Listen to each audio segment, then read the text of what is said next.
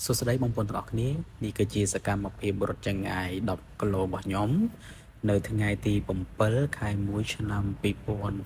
2026នៅកម្ពុជា City អញ្ចឹងមុននឹងឈានទៅដល់ការរត់យើងក៏ធ្វើការកណ្ដាលសាច់ដុំផងដែរ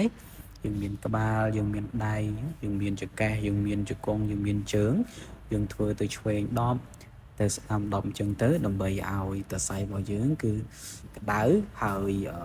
នៅក្នុងអំឡុងពេលរត់ហ្នឹងគឺយើងមិនមានការរមួលឬក៏ការជាប់សរសៃអីទេឬក៏ក្រោយពេលរត់ហ្នឹងគឺមិនមានការឈឺចុកចាប់ទៅលើជើងរបស់យើងទេណាហើយខ្ញុំក៏មិនមែនជាអ្នករត់អីលឿនខ្លាំងអីទេផេះត្រឹម6ឬក៏7អីប៉ុណ្្នឹងទេ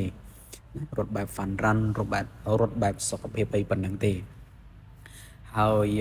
នៅពេលដែលរត់ចប់ណាបងប្អូនកុំភ្លេចពលាសាច់ដុំមកវិញផង